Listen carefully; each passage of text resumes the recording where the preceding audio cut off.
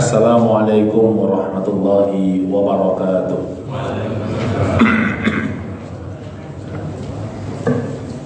Alhamdulillah, nahmaduhu wa nasta'inuhu wa nastaghfiruh wa na'udzu billahi min sururi anfusina wa min sayyiati a'malina. May yahdihillahu fala mudilla lahu wa may yudlilhu fala hadiya lahu.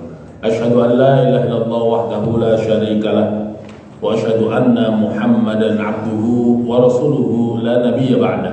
Di antara salat yang kita pelajari dari bulan ke bulan adalah kita masuk pada bab yaitu sifatul iqamah. Bab sifat iqamah. Kemarin kita sudah pelajari tentang bab sifat azan. Maka sekarang kita masuk pada bab sifat iqamah. Di selembaran yang kami berikan, kami sampaikan kepada jamaah sekalian. Pertama, azan dan iqamah itu memiliki fungsi yang berbeda, walaupun bacaannya hampir serupa. Jadi kalau azan itu adalah seruannya, panggilannya an-nida untuk menunjukkan masuknya waktu sholat. Jadi kesahan azan itu adalah menunjukkan waktu masuk sholat, kecuali pada waktu subuh dibolehkan untuk memberikan tanbih peringatan, memberikan yang namanya woro-woro, dan waktu sholat Jum'ah ketika sahabat Utsman bin Affan, yaitu sebelum waktu sholat. Jadi sebelum masuk waktunya sudah ada azan. Azan subuh itu pernah dengar Pak azan subuh? Azannya 2 kali. Di sini sekali apa 2 kali? 1 kali. Kalau kita lagi di beberapa tempat, beberapa daerah, apalagi khususnya kita sedang umroh atau haji di Madinah ataupun di Mekah, itu azannya 2 kali. Yang satu bukan menunjukkan waktu sholat, masuknya waktu sholat, tapi untuk mengingatkan kita bergegas, karena orang saat itu sedang tidur. Makanya kalau sampai ke Masjid Nabawi baru azan yang pertama, jangan lihat ini sholat subuhnya lama banget. Saya sholat subuh sendiri aja deh. Di habis sholat subuh ada azan lagi nanti. Yang kedua juga bisa pada saat pelaksanaan sholat Jumu'ah. Kalau Jumu'ahnya 2 kali, azan Jumu'ah 2 kali, maka sebenarnya yang satu sebagai peringatan sebelum masuk waktu Jumu'ah. Baru yang satunya adalah ketika masuk sholat Jumu'ah. Tapi di Indonesia kalau ada yang azannya 2 kali, dua-duanya sudah di dalam waktu sholat. Jadi yang pertama biasanya nunggu dulu tuh, semuanya ngeliat jam aja dulu. Oh belum bunyi nih, jam 12:04 misalnya gitu, baru dia azan. Habis itu azan lagi. Nah dua-duanya sudah dalam waktu sholat. Kalau dahulu para sahabat memanggil sahabat lain yang di pasar karena belum ada speaker seperti kita sebelum waktu sholat. Azannya jam 12, maka jam 12:15 sudah dipanggilin orang. Setengah 12 sudah dipanggilin tuh orang sholat. Baru kemudian ketika sudah masuk waktu sholat, baru dikumandangkan azan yang kedua, seperti sholat subuh itu. Nah, kita sudah bahas tuh azan tuh, lafaznya seperti apa. Nah, iqamah bukan menunjukkan masuk waktu sholat, tapi adalah menunjukkan akan dilaksanakan sholat. Maka masjid-masjid biasanya memiliki standar masing-masing. Ada yang iqamahnya 7 menit sesudah azan, ada yang iqamahnya 10 menit plus azan, ada tuh yang 10 menit plus azan. Muazzinnya bagus suaranya, dilantangkan, azannya udah 5 menit sendiri, berarti sisanya tinggal 5 menit ya. Masing-masing tuh masjid ada yang 7 menit, ada yang 5 menit, ada yang 10 menit.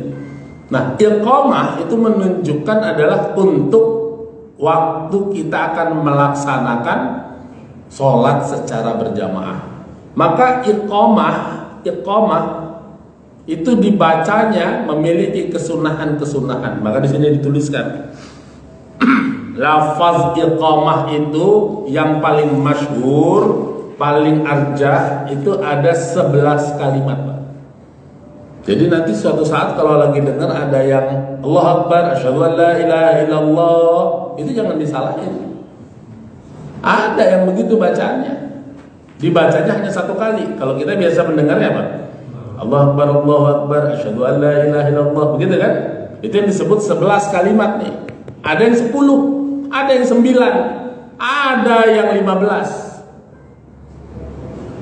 Tapi yang masyhur adalah yang 11 kita kaji nih. Kalimatnya adalah Allahu Akbar 2 kali itu. Asyhadu an la ilaha illallah, asyhadu anna Muhammadar Rasulullah, hayya 'alas shalah, hayya 'alal falah, qad qamatis shalah, qad qamatis shalah. Allahu Akbar, la ilaha illallah 11 kali. Maka kalau ada sholat yang tidak dikumandangkan azan, maka Rasul biasanya sebelum ada perintah azan, sebelum ada syariat qomat, sebelum ada syariat azan, Rasul kalau ngumpulin para sahabat mengatakan as-sholatu jami'ah. Mengatakan apa Pak? As-sholatu jami'ah. Gitu Rasul kalau mau jadi imam, Rasul mengatakan as-sholatu jami'ah sebelum ada azan dan iqamah. Maka ketika sudah azan dan iqamat itu sudah ada syariatnya, maka tidak perlu mengucapkan as-sholatu jami'ah. Nggak usah baca lagi as-sholatu jami'ah. Ini kadang-kadang imamnya double. Ya, udah qomat kemudian sawu sufufakum sholatu jami'ah rahimakumullah. Udah nggak usah. Karena itu syariatnya adalah ketika azan, Pak, sholat-sholat yang nggak didahului dengan azan dan iqamah. Ada nggak? Ada. Sholat Idul Fitri, sholat Id, sholat gerhana, ada azannya. Kalau ada di sini yang sholat Idnya, nanti besok lihat, perhatikan tuh ya, sholat Id ada yang azan dulu, canggih banget udah itu. Tapi salah. Apalagi mau sholatnya pakai qomat dulu, canggih banget, tapi salah. Jam 7 masuk waktunya sholat Id. Kalau Idul Fitri dan Idul Adha sholat dulu apa khutbah dulu? Sholat dulu. Hah? Nggak pengen khutbah dulu sini. Kali pengen beda biar masuk TV. Kan cepat kita kalau mau masuk TV itu yang beda-beda ya Pak ya? Yang sholatnya 20 rakaat dalam waktu 5 menit. Masuk TV nggak Pak? Masuk TV yang 20 rakaat 1 menit, 5 menit. Allahu Akbar, Allahu Akbar. Assalamualaikum warahmatullahi wabarakatuh. Cepet banget. Dengerin dulu khutbah apa sholat? Sholat dulu untuk Idul Fitri. Nggak ada azannya Pak. Nggak ada tuh ketika imam maju mau sholat Idul Fitri, kemudian setelah itu ada yang qomat. Allahu Akbar, asyhadu an la ilaha illallah. Nggak ada. Maka baru berlaku tuh saat itu imam mengatakan as-sholatu jami'ah. Karena nggak ada azan, nggak ada iqamah. Jelas nih ya. Jadi qomat menandakan orang mau sholat. Jadi kalau ada orang yang sholatnya di jamak, misalnya waktu zuhur dia sholat jamak, maka 1 kali azan, 2 kali iqamah, karena dia akan melaksanakan sholat zuhur dan sholat asar. Jadi kalau kita lagi jamak nih, bangun lagi itu qomat lagi sunnahnya. Nah, disunnahkan untuk azan mentartilkan azan, dibaca dengan baik. Untuk azan itu tartil, jelas bacaannya, dikumandangkan dengan suara yang keras, di tempat yang tinggi, begitu. Kalau bapak dan ibu sedang ke Masjid Nabawi, itu muazzinnya itu di tempatnya lebih tinggi daripada jamaahnya. Jadi di Raudhah itu ada tempat berapa meter kali berapa meter itu ya, untuk muazzin, orang yang azan. Jadi dia posisinya di atas Pak. Kalau kayak kita namanya mezanin begitu ya, posisinya di atas. Itu masih dibuat tuh. Jadi kalau nanti lagi umrah, perhatikan ketika ke Raudhah, mana yang azan? Nah pasti dia di atas tuh.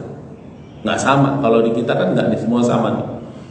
Sunnahnya memang di tempat yang tinggi untuk menyaringkan suara. Nah, kita udah cukup ada speaker. Nah di sana tetap diambil tuh fadilah atau keutamaannya. Tapi untuk iqamah memang tidak disunnahkan, yaitu mentartilkan. Justru disunnahkannya adalah mempercepat bacaannya. Makanya nggak ada orang mau qomat Allahu Akbar, Allahu Akbar, nggak ada tuh qomat begitu. Kalau qomat gimana Pak bacaannya? Allahu Akbar, Allahu Akbar, asyhadu an la ilaha illallah, kan begitu bacanya tuh pasti. Di mana masjid coba perhatiin. Gak bisa dipanjang-panjang-panjangin tuh. Asyhadu an la ilaha illallah. Gak ada iqamah yang begitu. Karena memang perintahnya demikian. Bukan mau-maunya dan bukan ngikut-ngikutin kita. Jangan aneh-aneh dah. Bacaan masa azan asyhadu an la ilaha illallahnya dipanjangin tapi kita qomat enggak. Bukan mau-maunya kita, tapi kita meniru, mencontoh apa yang terjadi di zaman Rasulullah Sallallahu Alaihi Wasallam. Ya, maka di sini dituliskan disunnahkan mentartilkan azan dan mengumandangkannya, artinya dengan suara yang tinggi, suara yang nyaring. Adapun iqamah mempercepat bacaannya serta tidak disertai dengan suara yang keras. Ya, nggak keras. Di sebagian masjid bahkan kadang-kadang iqamah tidak perlu menggunakan speaker. Sebagian masjid. Nah kalau masjid kita memang besar untuk memanggil orang menandakan ini mau sholat pakai speaker boleh, nggak ada masalah. Imam Al-Qurtubi menyatakan azan dan iqamah yang bacaannya sudah kita hafal, untuk iqamah tadi 11 lafaz itu memiliki makna yang amat luar biasa. Memiliki kedalaman lafaz yang ringkas tadi, kedalaman tauhidnya luar biasa. Maka kalimatnya kalimat yang thayyibah semuanya, zikir semuanya. Pertama takbir, Allahu Akbar, Allahu Akbar, takbir bagus. Ada syahadatnya, asyhadu an la ilaha illallah, asyhadu anna Muhammadar Rasulullah. Ada seruannya, hayya 'alas shalah, hayya 'alal falah, yang kemarin kita bahas. Untuk kalimat ini tidak dijawab sebagaimana kita menjawab kalimat lainnya.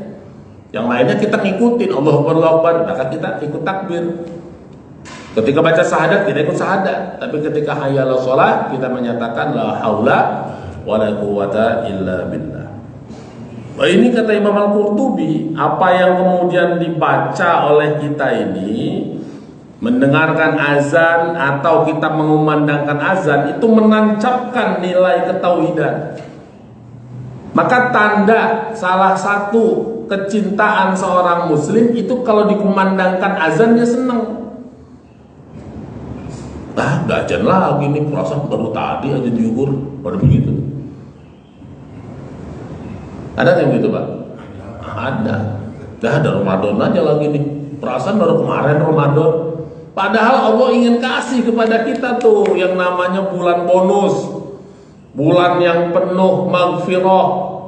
Ada azan, berarti ada penghancur dosa. Karena antara sholat yang satu ke sholat lainnya akan menghapuskan dosa-dosa. Antara jumu'ah yang satu ke jumu'ah lainnya akan menghapuskan dosa-dosa. Senang Pak kalau itu. Makanya ketika Imam Ali ditanya, tandanya, Imam Ali ini ditanya nih. Imam Ali itu khalifah yang keberapa Pak? Yang keempat. Ditanya sama sahabat, tandanya orang itu cinta dunia dan cinta akhirat itu apa sih? Nah nanti kita cek. Yang tahu diri kita. Tandanya orang itu disebut ahlul dunia atau ahlul akhirah, bani dunia atau bani akhirah.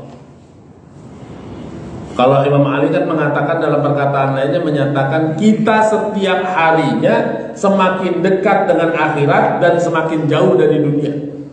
Betul nggak Pak?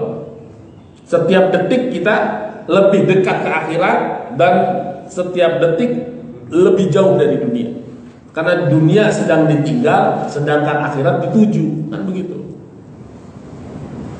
Maka Imam Ali mengatakan jawabannya, tandanya adalah ketika ada dua yang datang kepadamu. Ada dua.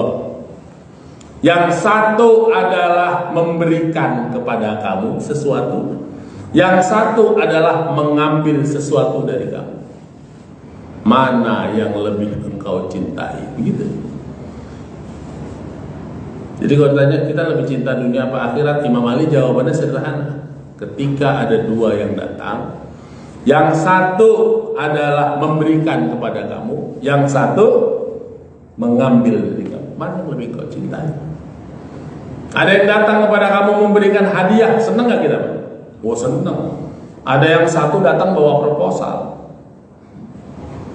Pak, ini pembangunan masjid Pak, Masjidil Muharram nih. Tanpa kita harus capek-capek jalan ke masjid untuk sedekah, ini orang datang ngampirin ke rumah kita. Karena orang pasti akan mencintai sesuatu yang ia sukai. Orang akan memilih sesuatu yang lebih ia sukai. Orang akan memilih sesuatu yang lebih ia cintai. Yang satu dikasih hadiah, yang satu mengambil sesuatu dari kita. Proposal lah, minjem lah.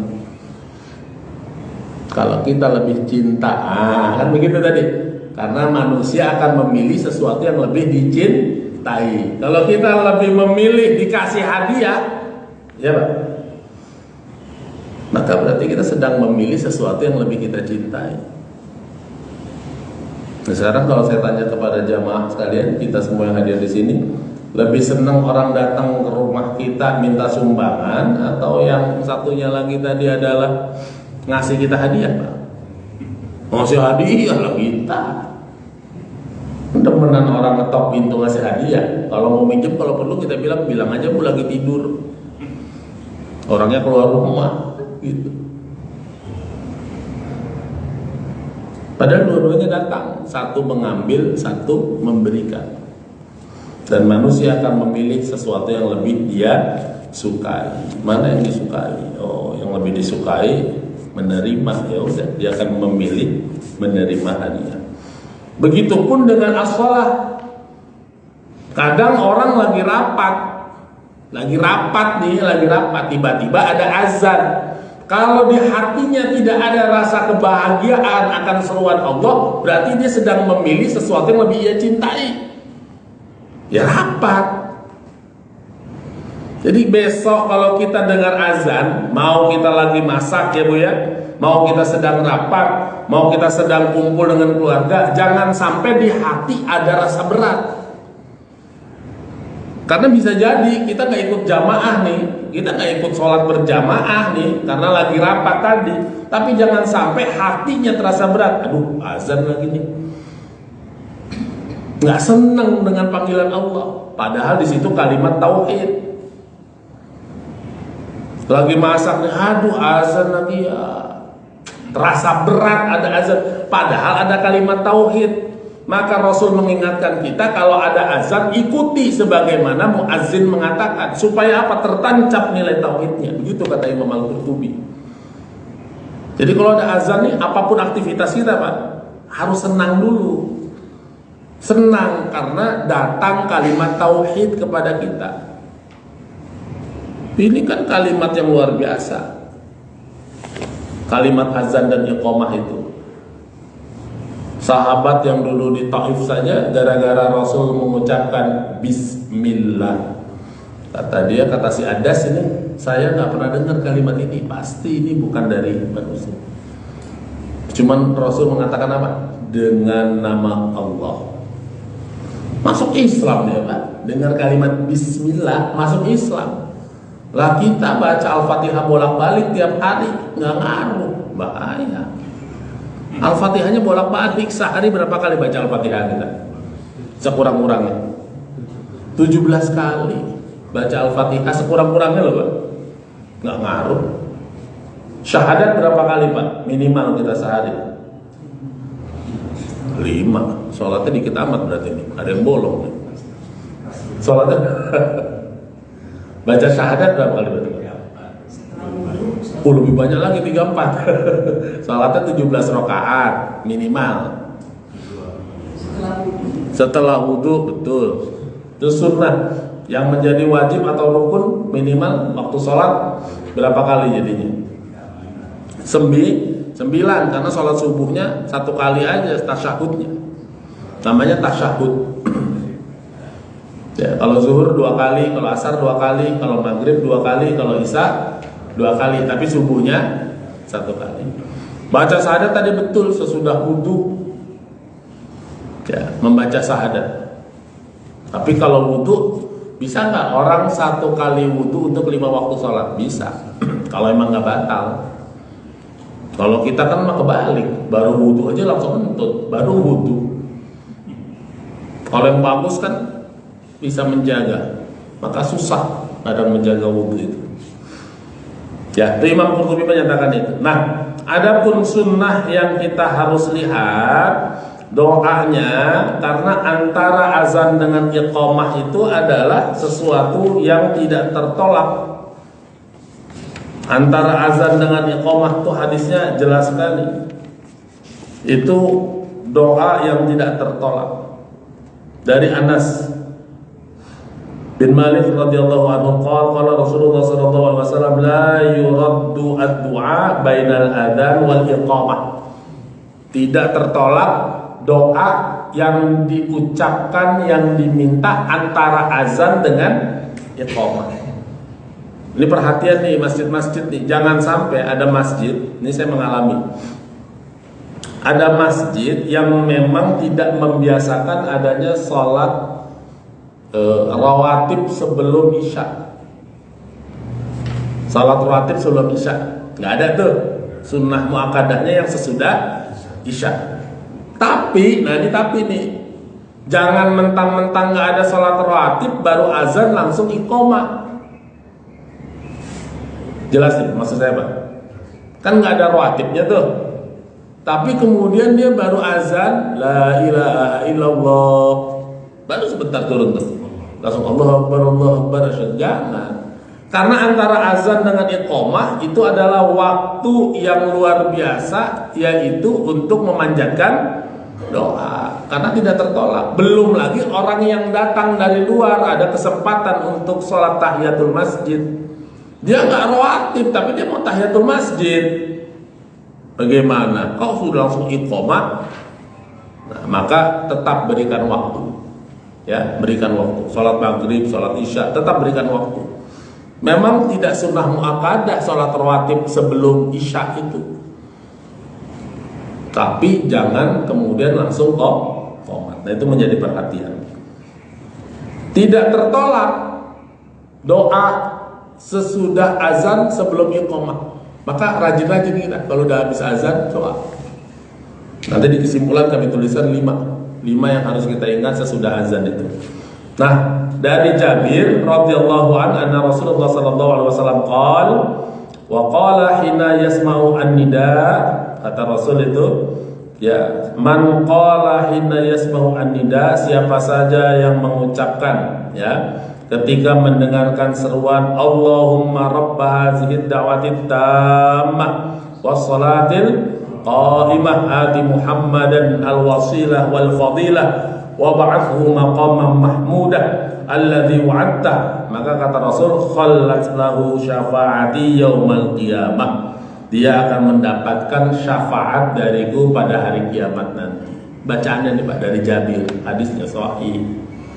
Jadi kalau habis ada azan, kita juga disunnahkan membaca doa sebagaimana yang Rasul bilang. Siapa yang mendengar seruan azan kemudian mengucapkan Allahumma rabba hazihi da'wati tammah, maka kata Rasul sampai akhir tadi, dia akan mendapatkan syafaatku pada hari kiamat. Maka ada 5 kesimpulan yang bisa kita ambil. Jangan sampai lupa, ya jamaah di sini. Kalau sudah azan, yang pertama adalah 1, kesimpulan pertama bab azan dan iqamat kita nih. Kalau sudah azan, 1 yang pertama, jawab azan sebagaimana muazzin mengatakan. Itu 1. Allahu Akbar, Allahu Akbar, Allahu Akbar, Allahu Akbar. Begitu. Bahkan dalam riwayat lain, iqamah pun dijawab dengan kalimat yang sama. Iqamah, Allahu Akbar, Allahu Akbar, asyhadu an la ilaha illallah. Tapi cepet tuh kita jawabnya. Maka ada bacaannya ketika qad qamatis shalah, qad qamatis shalah. Aqamah Allahu wa adama.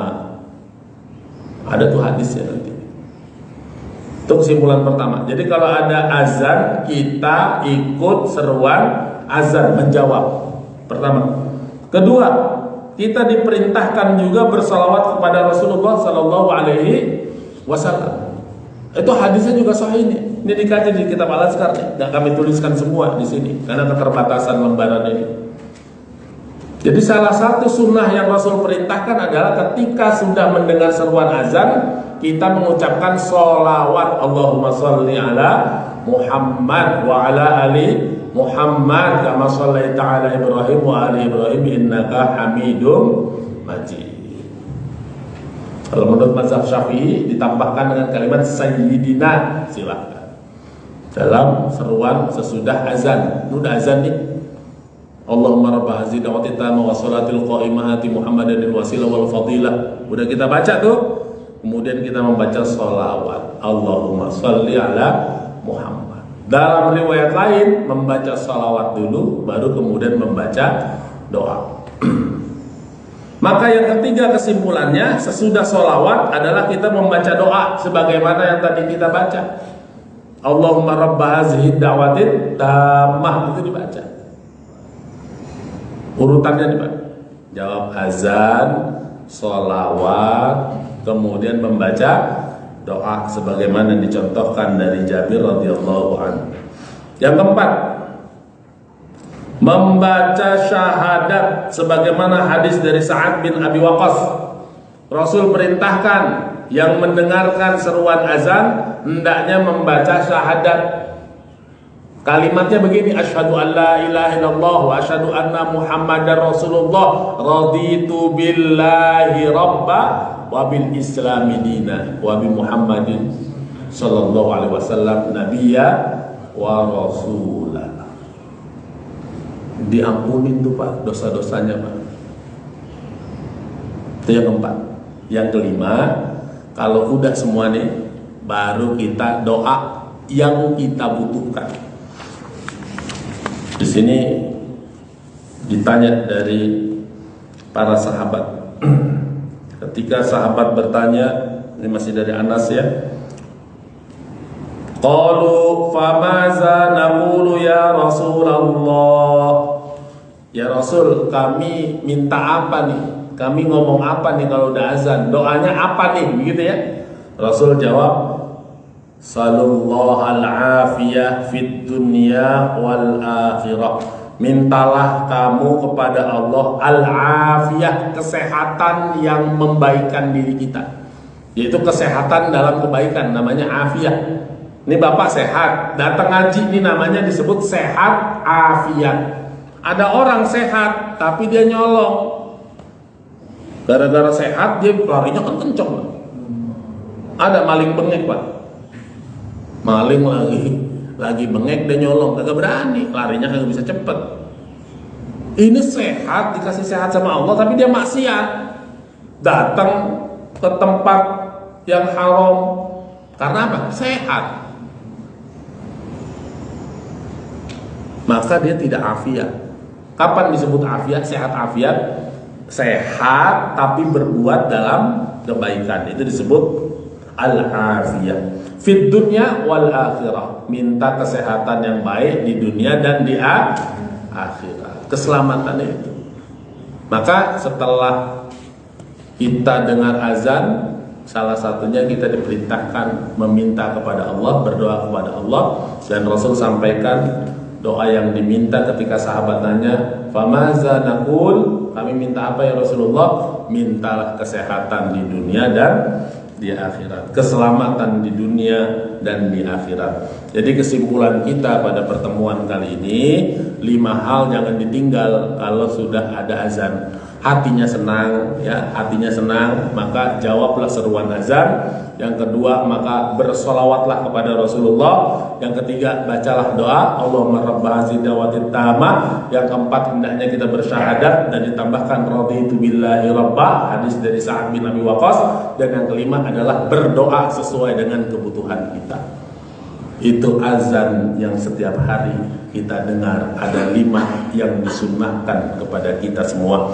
Mudah-mudahan bisa kita lakukan, bisa kita amalkan, sehingga ini menjadi wasilah, fadilah, keutamaan buat kita di ahli surga. Kenapa? Karena setiap azan hatinya senang dan senantiasa bersalawat kepada Rasulullah Sallallahu Alaihi Wasallam.